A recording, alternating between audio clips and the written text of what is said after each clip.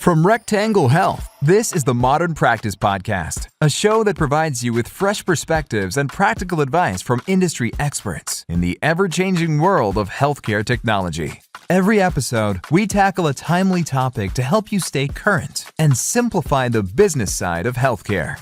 Without further ado... Hello, everybody, and welcome back to the Modern Practice Podcast. It's been a while since we last spoke, and I'm excited to be here with all of you. And before we get started, I just want to take a moment to thank you again for all your support and feedback. I've read all the comments across all the streaming channels, all of our social media, and I just want to express my deep gratitude for sticking with us and making this podcast a consistent listen.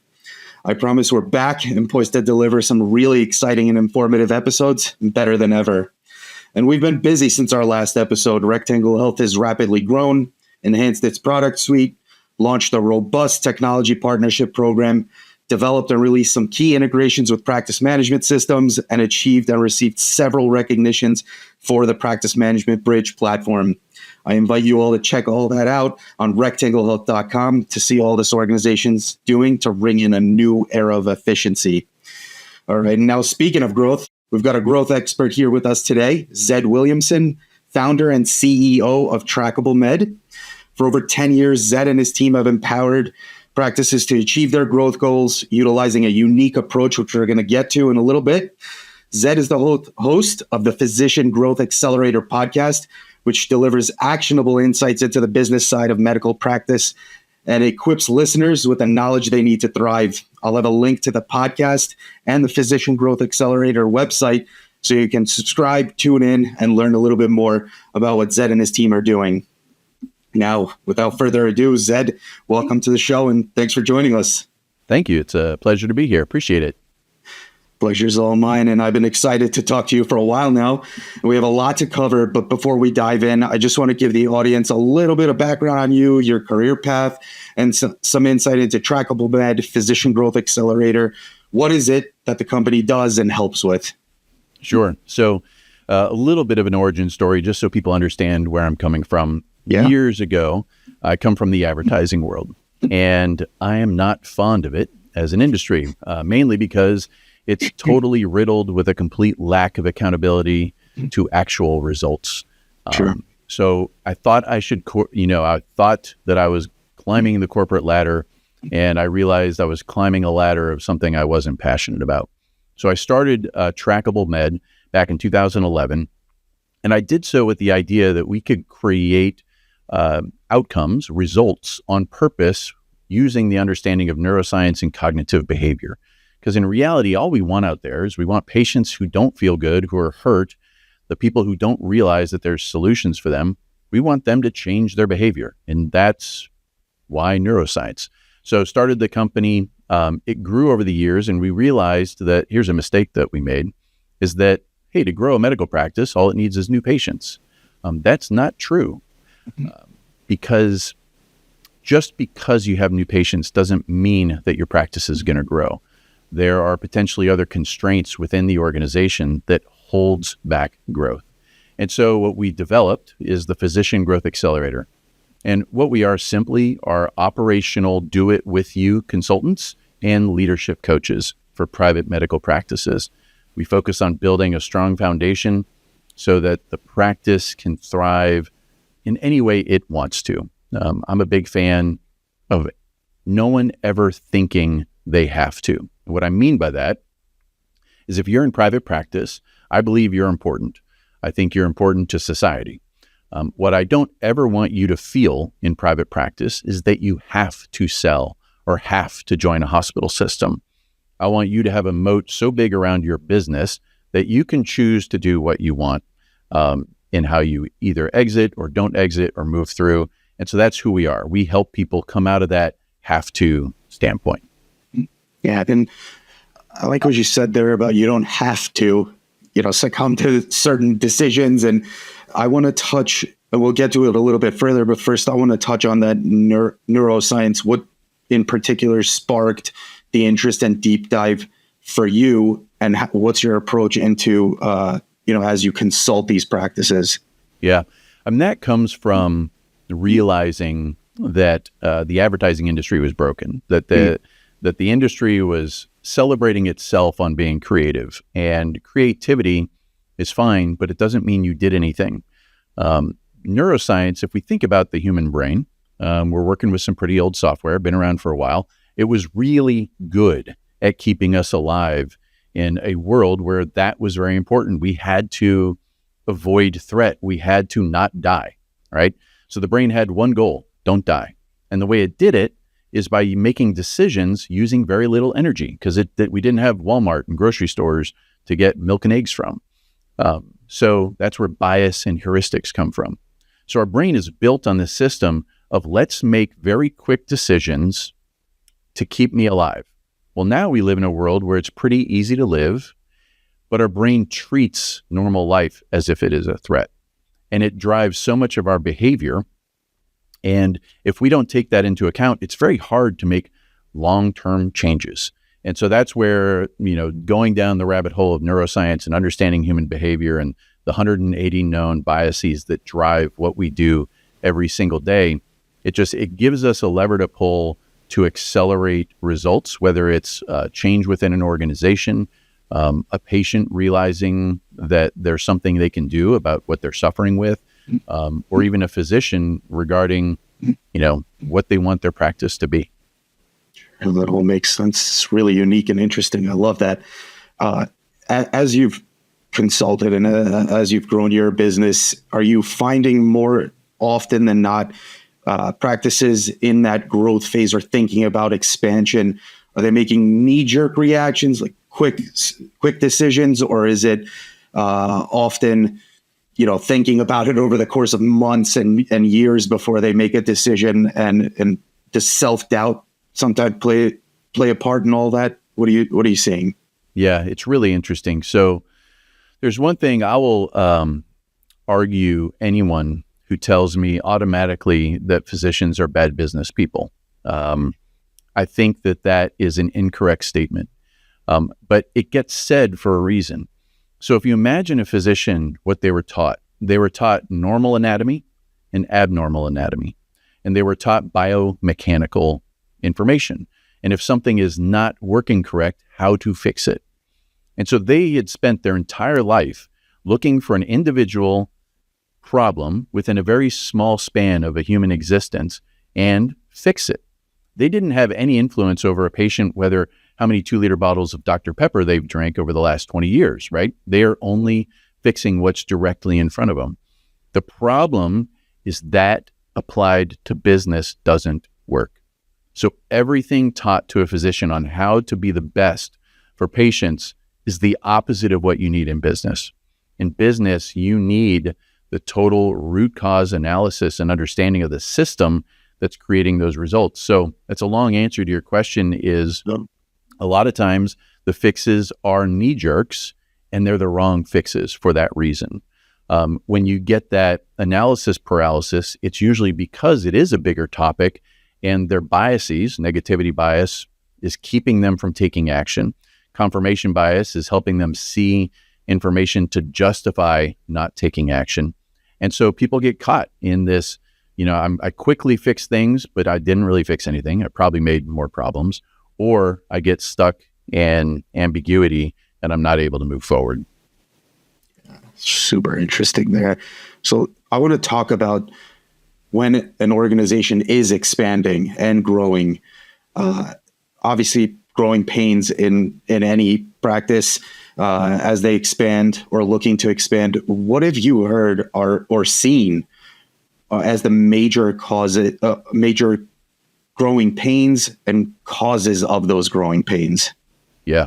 So it's interesting. There's two types of growing pains. There's the growing pain from the demand on the practice, meaning they have too many patients for what they're able to handle. And then there's the growing pain of trying to create capacity for patients that aren't there yet. And what's interesting, this is a belief of ours that really drives everything that we do. And that is everything you experience, everything I experience, everyone that listening to this podcast experiences, all of those things are the perfect outcomes of your current system.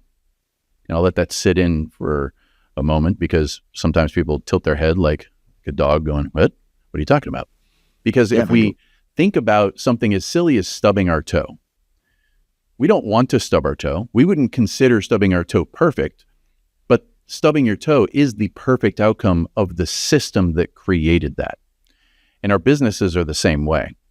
So we typically see growing pains, and the focus on what is hurting is typically not in the right place, because a growing pain is a perfect outcome of their current system. Very commonly, people are concerned about income, so they make cuts, but they typically make cuts to things that reduce the practice's ability to have capacity, but they don't realize it because they're not looking at the system. We also see growing pains of trying to drive new patients in, so there's investment and let's get more in, but they actually don't have a system to take it. It's like having a 6-ounce glass of water full and you're excited about pouring more water into it. It's not going to work. So we see pains on both sides. And what part in our conversations here on this podcast and, in communicating with clients at shows and various events, staff turnover, employee retention, and burnout have all been this common theme that we see on our end, sort of preventing the practice or the organization, larger DSOs, et cetera, from really putting the pedal to the floor, giving it gas and really expanding and accelerating that growth. What's your take on that? The current state of, let's say, healthcare staffing, front office to the hygienists, all the way through. Yeah, this is so important. I want you to imagine you're the wealthiest person in the world and the most imaginative person in the world, and you want to build yourself the fanciest house you've ever seen. You could come up with a pretty great house. Yeah, great. Awesome. Well, here's the thing. The house will fail unless you build the proper foundation. It does not matter how much imagination or money you have. The foundation is what creates the potential. And the team of a practice is the foundation. And we see the state of that as being pretty bad. And now here's the cool thing. It is 100% controllable. And anybody who's frustrated right now with either staff that they think don't work hard to hire, people demanding too much money, it stings and it's good. You are experiencing the perfect outcome of your current system. Check this out. So let's go back thousands of years again, and let's talk about humans a bit. So we lived in these pods of people. And if there was a bad actor in that pod, they weren't put to death. They weren't jailed. They were ostracized. They were said, hey, sorry, you have to walk that way.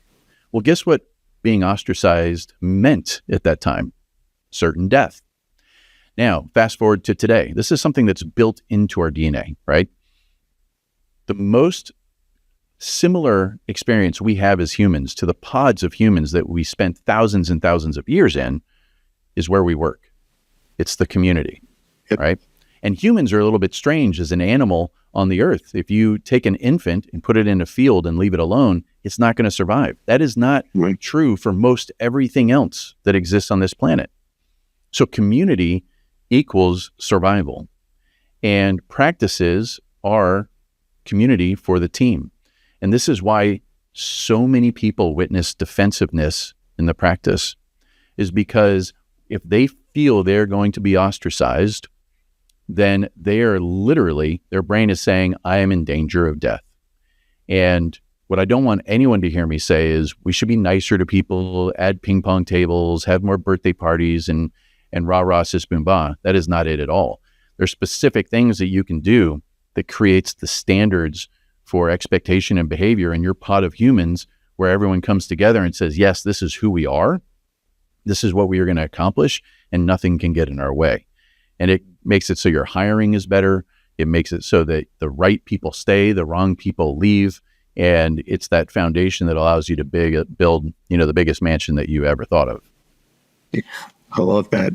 It's like, because it just reminds you of who we've spoken about, some compliance and cybersecurity awareness. And some of our guests have mentioned building a culture of cybersecurity awareness and compliance. I think I recall conversations, and what you just said really just triggered in my mind. You need to build a culture of growth. It might Am I on the right track? Kind of. Here's the thing. Everyone has a culture. There's no such thing as like creating a culture because there isn't one. What Sure. you have to understand is, what does your culture believe? What are the standards? What are the guardrails for who your culture is? Or are there any? Is it just people being wild? And then you can build a system to create growth and have the team that is aligned and engaged to be with you on that journey. That's how we like to look at it. The word culture gets thrown around so much. It does. And it's, even if you go into the dictionary definition of culture, I'm not a big fan of it because it's not real to what exists in an organization. A culture is basically the combined behaviors of your team, within this space.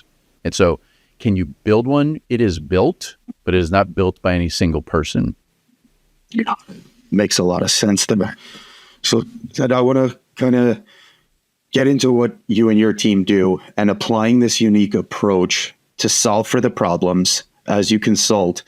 And sort of part B, to your response, I'd love to hear how big of a factor or contributor is timing in all of this as you give your unique approach.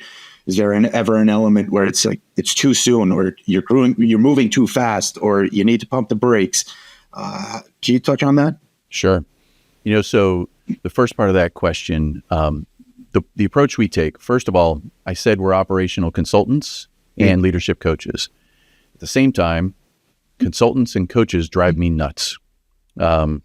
So I want to clarify, our consulting is do it with you. So what we do is we do a diagnostic on a practice, and we take a really deep look at everything because we want to understand the system. Then what we want to do is we want to understand what is the future state that you are looking to achieve. And then with your current system, what must we tweak and change to help you get that current system into a system that creates the result of the future state you desire? And so that's the process that we go through.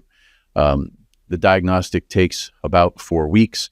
After the diagnostic, we sit down with the client, make sure that we understand their goals, and then we build 3-month sprints of here's how we're going to knock out all of these pieces to get you to that outcome. From a timing standpoint, it's not about where you are in your business, it's where you are in your head. There's no such thing as too early or too late. Do you care enough is really where it is. We've actually worked with practices before they started, so we set them up from the get-go to have this type of business from the first day. And recently we had one where they entered their first month with 400 new patient appointments. Wow. As a brand new practice. It was incredible. So anything is really possible if you want to build the system to do it. Timing is more, are you ready? It's kind of that, are you frustrated enough where you want to do something about it? And this might seem like a strange question, but I like to think about this for myself, and I think it helps, is are you excited Sunday night? Sunday night, are you fired up to go to sleep so you can wake up Monday and go to work? If the answer is no, then it's time. Yeah, that totally makes sense. And I'm blown away by that 400 number. I am completely positive that your website traffic's going to spike after everyone hears that. Zed, and speaking of the website, I read before we jumped on this on the podcast, it mentions predictable revenue growth. And I feel like I know what it is, but I want to hear it from you. What is it? And to follow up, how do you get there? Yeah. And we can use that example with the 400 patients, like day one. Yeah. So here's what's interesting. The medical practice world has been taught that you're just supposed to sit around and see what shows up. And any other business would tackle it differently. A hotel treats its rooms as inventory. Many practices do not treat the ability to see patients as inventory. It's interesting.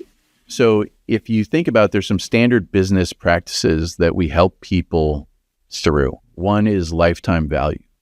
You have to understand what the lifetime value of your typical patient is. And what that means is, and I'll get a little probably too technical, but it's not just how much revenue is from a patient. It's how much gross profit is from the lifetime of a patient.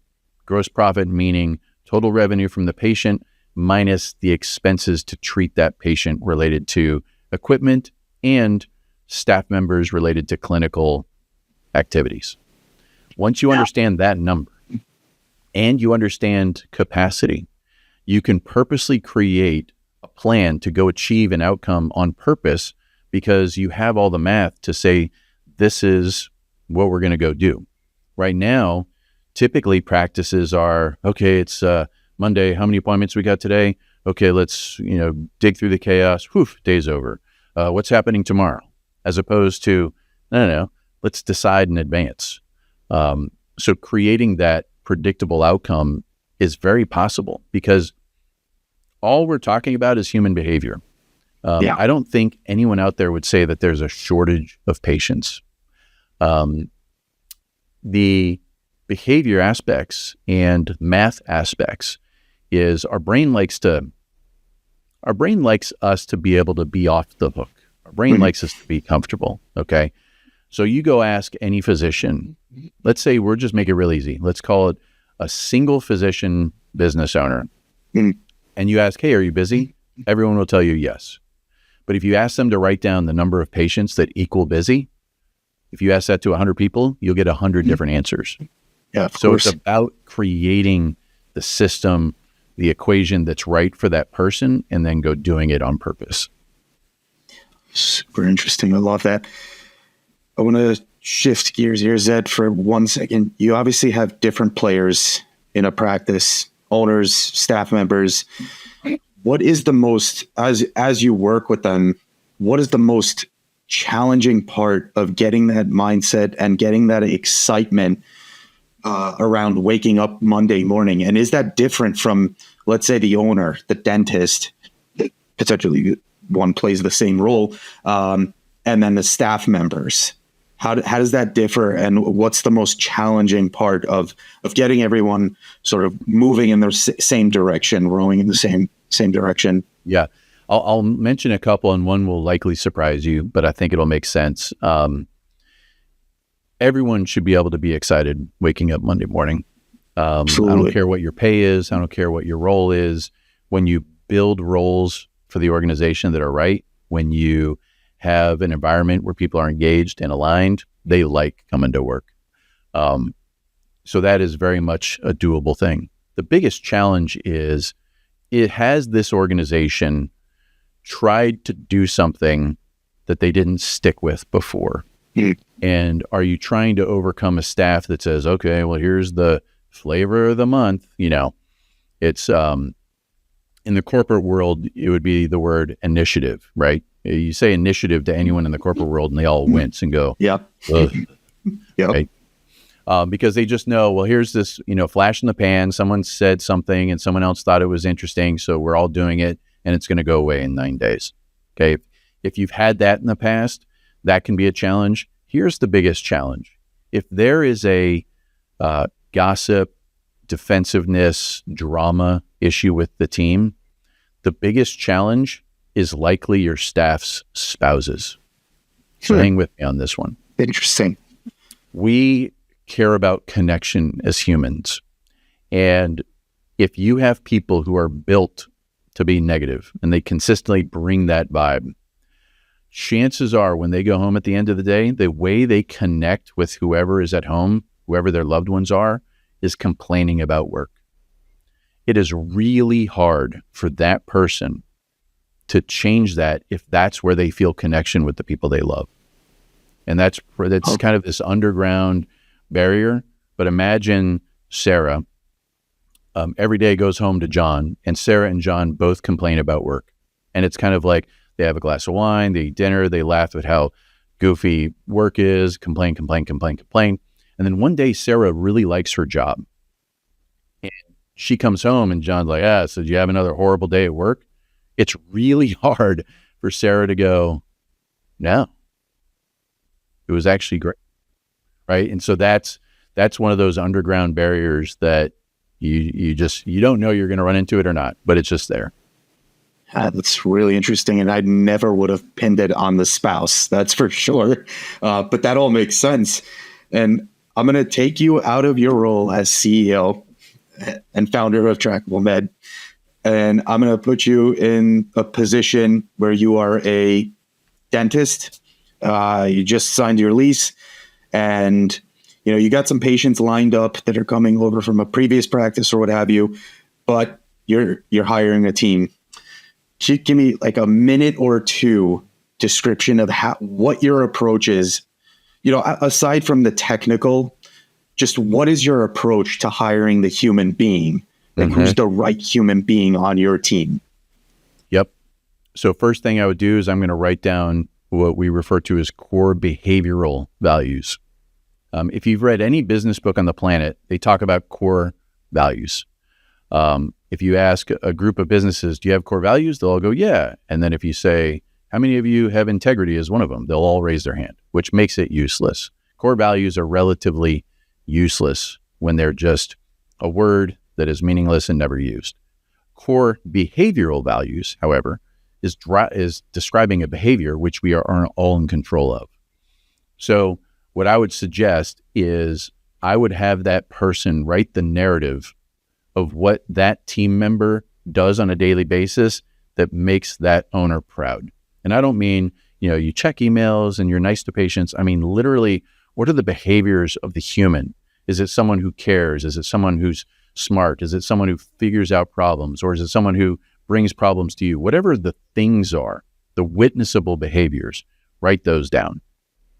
Then, when you're interviewing someone, you tell them, look, this is really important to me, and there are some non-negotiables as part of this organization. So I'm going to read these to you, and if any of this rubs you the wrong way, we are not going to be a good fit. And you read them, those core behavioral values and what it looks like in practice. And you will see people lean in because they're going, oh my gosh, I finally found a place who appreciates that. Or you'll see people lean out and go, okay, I'll probably not come back here, that's what you want, right? And then we do suggest a interview process. Here's what's, somewhat of a tangent, but hiring someone is a broken system. Here's why. You, as the person hiring, you want everyone to want to work for you. Yeah. Like it's in your I want everyone to want to work here. The person you're interviewing, they want everyone to offer them a job. That is a horrible equation for success because we're a first order consequence in that state, right? We're like, I want to serve this part of my brain that wants them to want to be here. When in reality, we should be doing the opposite. We got to find a reason to not be in this place. We got to find a reason to not hire this person.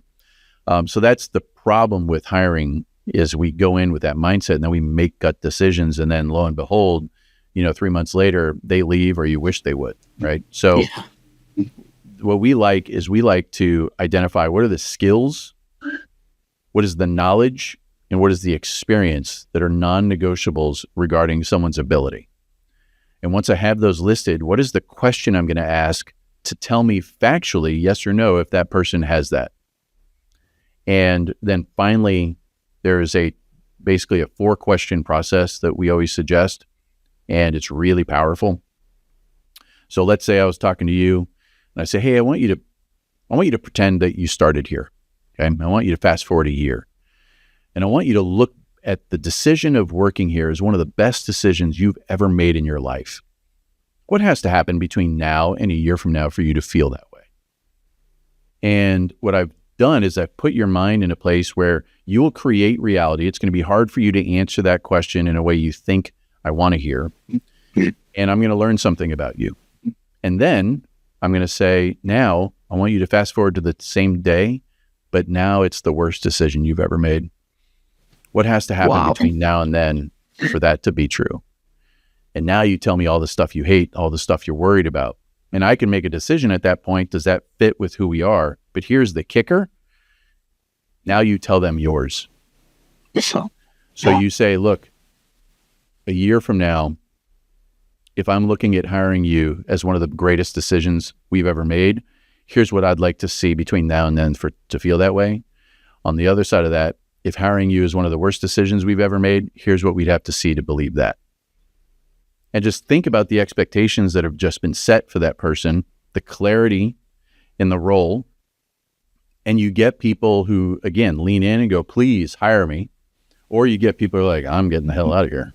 Yeah. Right? Yeah, absolutely. And that makes sense you mentioned a few moments ago, making sure everyone from the owners to the practice staff, front office managers, everyone being excited about Monday morning.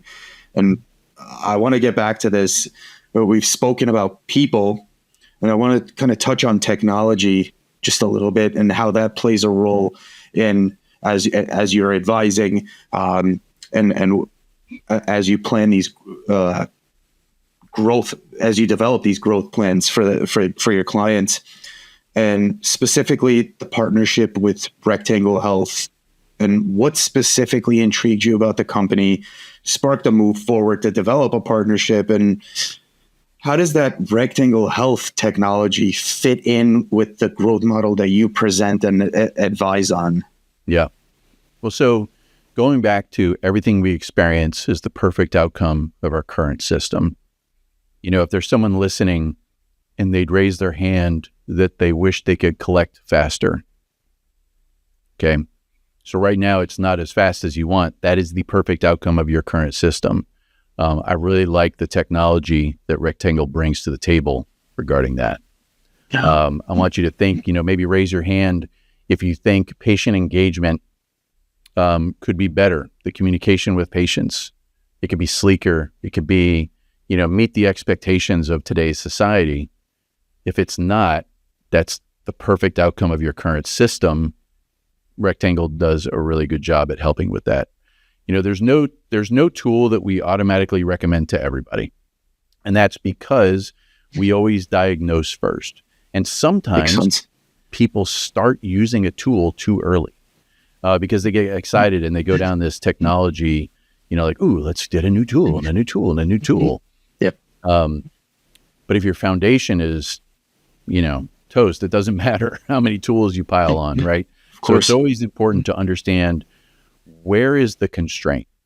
It's, if you look at the idea of constraint theory, and this might be a strange visual, but imagine you as a listener, I forced you to go underwater a few feet, and I gave you a bunch of McDonald's straws that are connected.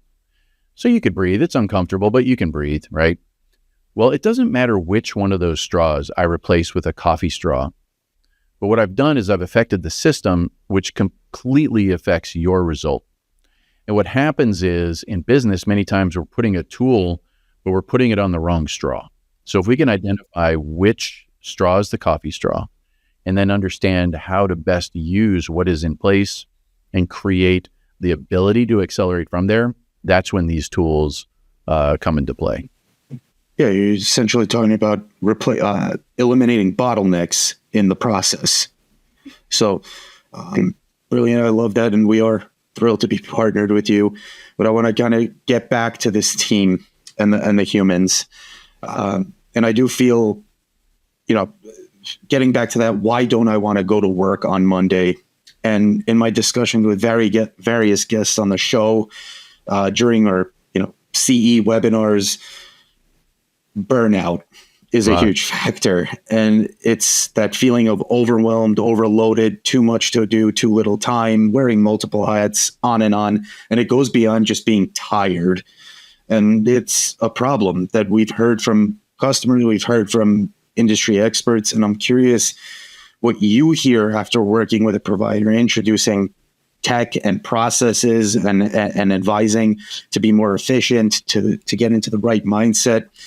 How to tackle the business side of care. Is there a sense of relief? Are staff members still feeling that anxiety of walking into the office on Monday morning? And what are some of those burnout factors that you hear directly from them? Yeah. So that word is used a lot. Yeah. And I am probably going to annoy a lot of people when I say what I'm about to say. Let's hear it. Burnout does not come from busyness. Okay. Burnout does not come from chaos. Burnout does not come from juggling too many things. Burnout doesn't come from working too many hours. Burnout comes from not caring about what you're doing because you don't believe in the bigger picture, or you don't know what the bigger picture is. What's interesting is we can be tired, right? I want you to imagine a new grandparent, maybe a couple years in grandparent, and they get a chance to spend a week with their 2-year-old toddler grandchild. They are going to be exhausted. Of course. They will not be burnt out. You understand what I'm saying? Like, there is a difference between exhaustion and burnout. Absolutely. We get burned out when we don't believe that we're doing anything to affect the bigger picture. A sense of purpose. Yeah. If we don't have a sense of purpose, burnout all the way.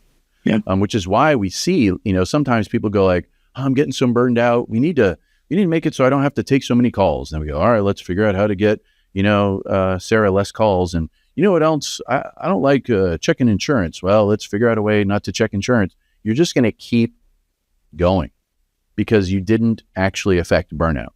If someone can say, what do you do? And if the answer is not the technical task that they do within the practice, but the world effect or the world impact, they will never be burned out. I'm confident you could randomly call our office, and if you just simply said, hey, you don't know me, can you tell me what you guys do? And the answer will be, we help people realize they don't have to live the way they're living. And that's a big deal. And if someone doesn't care about that, they're not going to be a good fit for our organization. Sure. And you don't get burned out when you're working on that. So understanding what that is, that's how you tackle burnout. If someone is, it's kind of like if your job is to paddle, paddling upriver is hard. You get burned out when your oar is not in the water. That's you can paddle uphill or, paddle upstream, and it's hard. If your oar's in the water, you still like, okay, I'm getting there. It's when your oar's not in the water. That's when burnout comes from. That's super interesting. And so we're coming up on time here. I have a question or two left, and there's so much more I want to cover, but I'm thinking we break this up into a couple of episodes and really get into your approach of diagnosing the inefficiencies, gaps on the business side of the practice, if you'd be open to it. Sure, I'd be happy to. Awesome. Then we'll connect after this and set up some time. And again, before we wrap up, as you speak to providers, various members of staff, what's the result? What impact do these changes and all the guidance you give really have on not the staff, but the patients? Oh, man. I mean, if you think about really what we're doing is we're helping patients, lead better lives at some level. And if you have a better run practice, it allows you to treat more of the right patients that you are the best at treating. And it's funny because it's a flywheel, right? So you imagine the impact of that, and then that fuels the team, which then fuels the patients, which then fuels the team. And now no one's upset going to bed Sunday night. It's TGIM, right? Thank God it's Monday. That tracks, and we're seeing a lot of the same, and healthy practices inside and out, operationally, business operationally wise, and how healthy practices lead to healthy patients. And I always like to close out with what I call the inspiration corner. I'm working on the name. I know it's terrible, but what is the best piece of advice you've gotten in running an efficient business? And to pay it forward, what is the best piece of advice you offer up to the owners, practice managers tuning in today, besides working with Trackable Med and Rectangle Health, of course? Yeah, sure. But if you could just leave them with one thing, what would that be? So I'll start the first part of that question.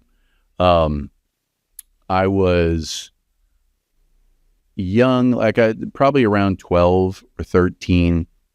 And I was deciding to do something, whether I was going to or not. And I have a really cool dad. He's 84 now. And I realized as an adult that he never answered a single question I asked. He only asked questions that helped me get there, get curious and figure it out. But I was talking about something and he goes, well, what if you had just a week left to live? Would you do it? And I said, oh yeah. He's like, well, you don't know that you have that long. And it was just like, that always stuck with me is, so I took that as, every moment is precious and we shouldn't necessarily live every moment as if it is our last. But if we live as if it may be our last and we may live another 100 years, that's kind of where the sweet spot is. So that I would say is the best advice that I've ever gotten. And I think from advice to give,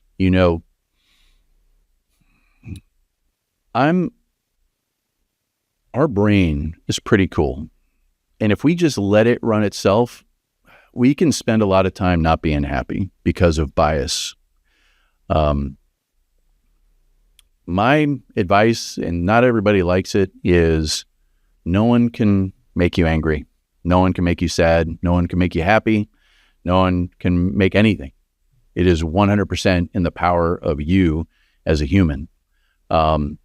You control your beliefs. Your beliefs drive your emotional response. When we put that power out to the world and say, I can be upset by someone else's actions, you're giving that power away. I'm not saying never choose to be upset, but understand that you're choosing it. And there's so much power in that. There's a little example story I like to tell because everyone can probably imagine this, but I want you to think you're driving down the road. It's a 45 mile an hour speed limit road. And up ahead of you, there's a stop sign perpendicular, and you see a car pull up to it. And something about the car or the driver, you just have this sense that they're going to roll the stop sign and you're going to have to slam on the brake. I mean, full on emergency stop. It's true. Stuff in your car flies, hits the dashboard. Your heart rate goes up. The muscles in your shoulders are tense. You're thinking some things about this driver right now. Yeah. You're not in an accident, right? You're not in danger anymore. You got out clean, but you have some real anger.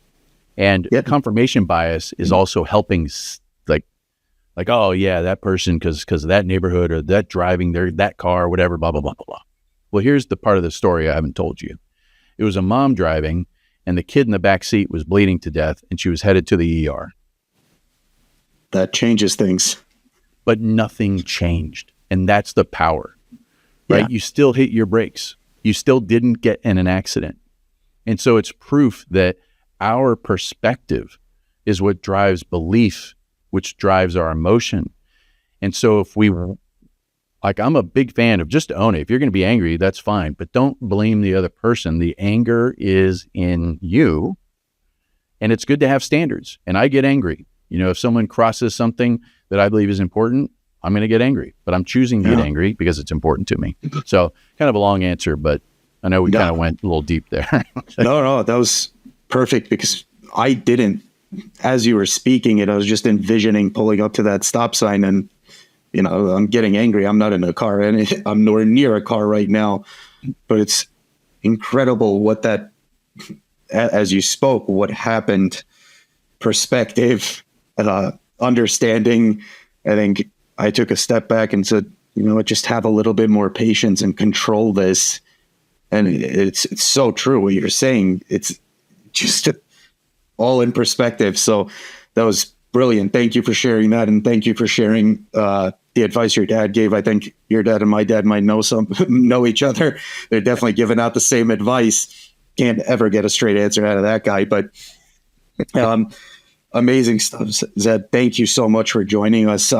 We're going to set up some time to get into the weeds on all things revolving around diagnosing a practice to identify roadblocks to success and growth. So we'll be in touch for that. I want to thank you again for taking the time to join me today, and I'm excited for the next episode. This was a lot of fun. Yeah, it was for me too. Appreciate it. Likewise. And folks, if you like what you've heard today, please like, subscribe, share your comments and feedback on the Modern Practice Podcast on your favorite streaming channel. Be sure to connect with Zed on LinkedIn. I'll have that link, all of the website links for you to explore and dive in further before the next episode. Thank you again for joining us. And till next time, everybody, we'll see you soon.